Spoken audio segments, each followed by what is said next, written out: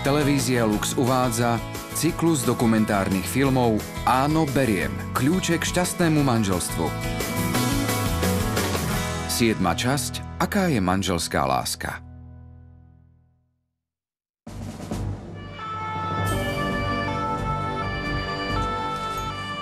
Prežiť. Túžba po prežití je našim najsilnejším inštinktom. Každý chce zostať nažive.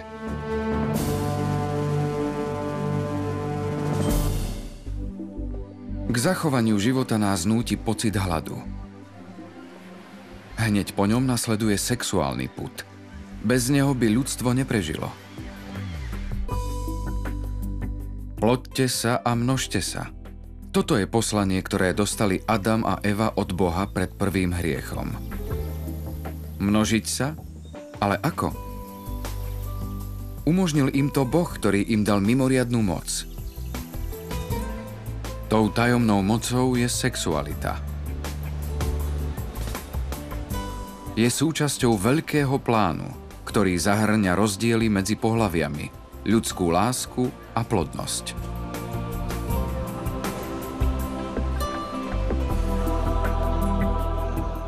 Zmyslom ľudskej sexuality nie je len naplnenie živočíšnej potreby, ktorej cieľom je reprodukcia druhu. Sexualita ľudí má v sebe niečo osobité. Čo je to? Sexuálny vzťah je nádherným prejavom komunikácie dvoch ľudí, ktorí sa milujú. Je jedným z najdôležitejších prejavov manželskej lásky, hoci nie je najpodstatnejším. Znamená úplné odovzdanie sa, kde ja sa dávam tebe a my sa stávame jedným telom. Úplné odovzdanie sa neexistuje bez darovania tela. Si ženou nielen podľa pohlavia, ale aj svojim rozumom, svojimi myšlienkami a pocitmi. On je zas mužom svojim srdcom, rozumom a svojimi pocitmi. A práve spájanie sa myšlienkami a pocitmi je dôležité. Sexuálny vzťah nie je to isté, ako keď sa psi pária na rohu ulice za horúceho letného dňa. Nemá to nič spoločné ani so spojením medzi prostitútkou a klientom vo verejnom dome. V sexuálnom vzťahu neoddeľujeme naše telo od toho, kým sme. Láska je spojením dvoch celých bytostí, nielen ich pohlavných orgánov.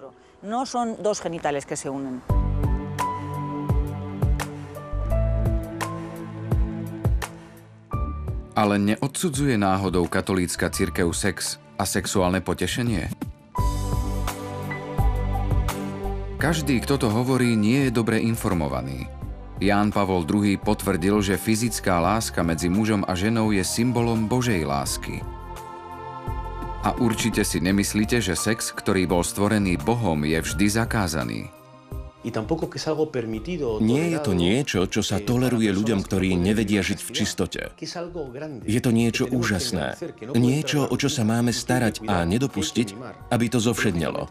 Zároveň máme mať na pamäti, že z tohto nádherného spojenia medzi mužom a ženou môže vzísť nový, nadprirodzený život. Takže manželská láska je niečo úžasné. Je to vzájomné darovanie sa medzi mužom a ženou, otvorené pre život. Je to presne to, čo chcel Boh. Ale nie je tento Boží plán príliš náročný? Muž potrebuje pevnú vôľu, aby dokázal čakať na okamih, keď je jeho žena pripravená. Ak má vaša žena chrípku, potrebuje aspirín alebo vývar. Čo máte robiť? Byť ohľaduplný. Muž sa naladí na milovanie rýchlejšie ako žena. Tá však po splynutí zotrváva v milostnej nálade dlhšie. Preto by mal muž uspokojovať jej pocity aj po vyvrcholení. Takto opisuje Ján Pavol II v jednej zo svojich kníh. Ako mám vedieť, či je manžel so mnou spokojný? Či sa mu úplne dávam? Nie je to o tom, či je alebo nie je manžel či manželka spokojná, ale skôr dávam ti všetko, čo viem, a ak by som ti ešte niečo mohla dať, povedz mi to. Musíte zistiť, čo sa partnerovi páči, s prihliadnutím na to, čo uvádza cirkevná doktrína. V sexuálnom vzťahu je všetko prijateľné, pokiaľ sa to skončí prirodzeným sexuálnym, teda vaginálnym spojením. Nesťažujte to partnerovi a robte všetko v medziach nežného a láskyplného vzťahu. A čo ak s manželským partnerom prestanete pohlavne žiť? Manželské páry, ktoré prestanú spolu sexuálne žiť bez vážneho dôvodu, zvyčajne skončia v mimomanželskom sexuálnom vzťahu, alebo ich láska postupne ochladne. Preto láska v kresťanskom manželstve musí byť horiacou, príťažlivou a nie nudnou láskou. Horiaca láska?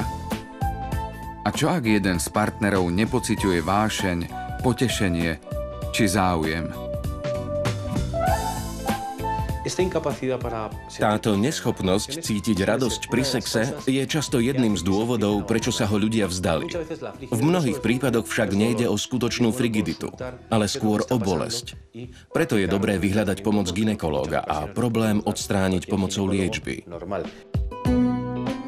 Sexualita je úžasná. Pomocou nej môže pár dosiahnuť niečo nad rámec svojich možností a to vytvoriť inú ľudskú bytosť, ktorá môže byť lepšia ako oni a prispieť k ľudskému pokroku. Ale prinášať nových hostí na veľkú hostinu života ako si vyšlo z módy, zvlášť odkedy sa začali predávať tabletky. Kde sa vzala antikoncepčná mentalita? Nie je tu náhodou. Je tu preto, že zarába milióny po celom svete.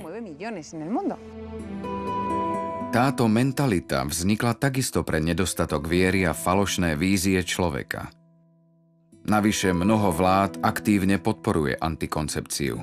Tvrdí sa pritom, že týmto spôsobom je sex bezpečný a dá sa vyhnúť potratom. Nie je to pravda, pretože počet umelých potratov exponenciálne rastie aj napriek tomu, že dnes sa viac ako kedykoľvek predtým mladým dievčatám rozdávajú kondómy, antikoncepcia či tzv. Tabletky po. Tají sa však skutočnosť, že mnoho piluliek predávaných v lekárniach ako antikoncepcia má abortívny účinok. Jednou z nich je RU486, ktorá spôsobuje potrat. Ďalšou je, nie vždy, ale za určitých okolností aj tabletka po. Ďalším príkladom je vnútromaternicové teliesko, ktorého antikoncepčný účinok je veľmi kontroverzný. Keď muž počuje, že žena používa antikoncepciu, ako by počul, ak chceš potešenie, vezmi si ju. Pre muža je veľmi jednoduché začať svoju ženu vnímať ako objekt. A nikto nevydrží, aby sa s ním po celý život zaobchádzalo ako s objektom. To vedie k zániku mnohých manželstiev. Plodenie, ktoré sa stalo prekážkou v láske, sme odstránili. Ponechali sme si len potešenie. A dôsledok? Láska sa stala neúplnou. Existujú závažné okolnosti, pre ktoré nemusí byť vhodné mať viac detí. Čo majú potom ľudia robiť, aby zachránili svoj vzťah, lásku medzi partnermi a zároveň plnili Božiu vôľu? Je tu možnosť tzv. Prirodzeného plánovania rodičovstva. Nejde o antikoncepčnú, ale o diagnostickú metódu, ktorá rešpektuje prírodu. Spočíva v poznaní 6 dní, keď je žena naozaj plodná a pohlavnému styku sa treba vyhnúť. Čo to znamená? Nemienim dať medzi nás kondóm ani vnútromaternicové teliesko. Nebudem mať sex, ktorý prerušíme tesne pred mužovou ejakuláciou. Skôr budem v našom intímnom vzťahu tou, ktorá sa dáva a prijíma úplne. Tak, aby nášmu vzájomnému darovaniu sa nič nebránilo. Ale je prirodzené plánovanie napríklad Billingsovou metódou v praxi účinné? Prirodzené metódy plánovania boli označené ako neúčinné. Mnohé publikácie dokazujú, že správnym používaním a poznaním plodných dní sa páry môžu vyhnúť počatiu s veľkou účinnosťou a bez vedľajších účinkov, ktoré sú známe pri antikoncepcii. Billingsova metóda vykazuje pri správnom určovaní a využívaní účinnosť 99%. Netreba vynaložiť veľa námahy, aby sme sa ju naučili a túto účinnosť dosiahli. Niektorí ľudia však preháňajú a hovoria, že s prirodzenou metódou nie je sex spontánny. Poviete, nie je to spontánne. Nie, ale spontánnosť nie je cnosť. Úprimnosť je cnosť. Autenticita je cnosť. Spontánnosť je niečo, čo sa objaví v danom okamihu, ale najlepšie je to, čo robíte z lásky. Drvivá väčšina vzťahov nie sú spontánne. Napriek tomu sú v nich partneri k sebe veľmi ohľaduplní a prechovávajú k sebe hlbokú a vrúcnú lásku.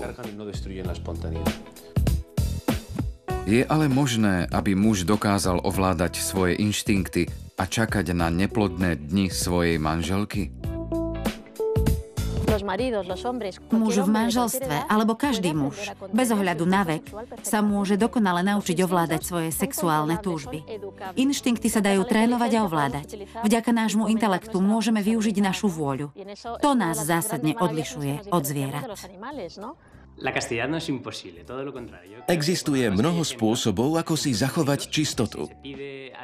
Aj keď sa to zdá nemožné, podarilo sa to viacerým. Pomohli im sviatosti, pevná vôľa. Nie je pochyb o tom, že život v čistote je ťažký. Na jednej strane treba byť silný a na druhej strane veriť, že Boh nežiada od nás nemožné. Všetko je ťažké. Vernosť, výchova detí, splácanie hypotéky. Ale čo nič nestojí, za nič nestojí. Život v čistote počas chodenia i v manželstve, abstinencia, vyhýbanie sa promiskuite, to všetko nám pomáha, nielen z morálneho, ale aj z ľudského hľadiska a pozitívne vplýva i na naše zdravie. V desatore je sex až na 6. mieste na druhej polovici tabúľ. Prvý Boží príkaz je iný. Ak však zneužívame sex, nemôžeme milovať Boha a zároveň bránime jeho láske k nám. V čom teda spočíva tajomstvo zdravého, bezpečného a šťastného sexuálneho života? Je v úplnom monogamnom, vernom a výlučnom spojení partnerov v manželstve. V tomto spojení tela a duše, otvorenom životu, je inštinkt sluhom a nie pánom. V tom spočíva neustály tok lásky, prichádzajúcej od Boha a vedúcej k nemu.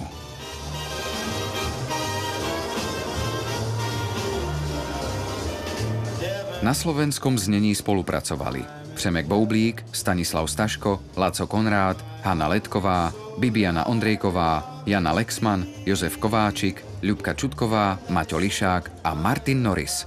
Vyrobilo Studio Lux v roku 2013.